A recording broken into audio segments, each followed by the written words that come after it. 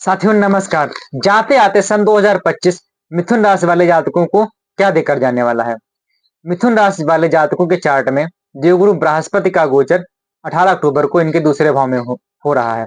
दूसरे भाव में ये उच्च के हो रहे हैं और दूसरे भाव में उपस्थित गुरु की दृष्टि पांचवी दृष्टि पड़ेगी इनके छठे भाव पर।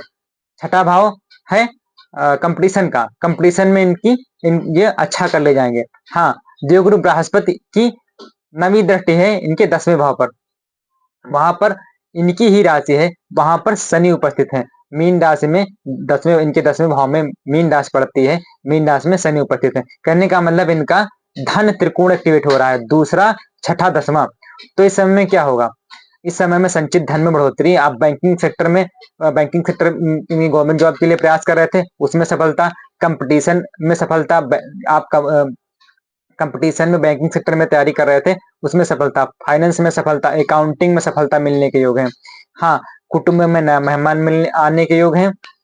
पैतृक संपत्ति में बढ़ोतरी। हाँ, जीवन साथी के भाव का स्वामी बनता है बृहस्पति, गया है आपके दूसरे भाव में। जीवन साथी से धन लाभ, जीवन साथी का गूढ़ विद्याओं में इन्वॉल्वमेंट रहेगा इस समय में। व्यापार से धन लाभ रहेगा क्योंकि व्यापार का स्वामी बनता है बृहस्पति, गया दूसरे भाव में। व्यापार में संचित धन बढ़ेगा, व्यापार का आपका संचित धन बढ़ेगा। हाँ, देवगुरु बृहस्पति की पांचवी दृष्टि पड़ेगी छठे भाव पर।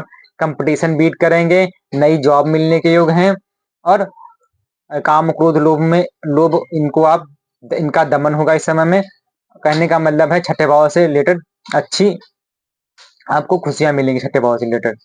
हाँ, देवगुरु बृहस्पति की नवी दृष्टि पड़ेगी इनके 10वें भाव पर। समाज में नाम बढ़ेगा, समाज में लोग जानेंगे, कार्य क्षेत्र में उन्नति होगी।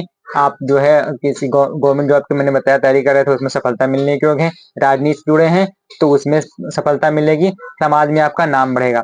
ये जो 3 महीने बचे हुए हैं, अक्टूबर नवंबर दिसंबर, इन महीनों में ये घटनाएं होने ही वाली हैं।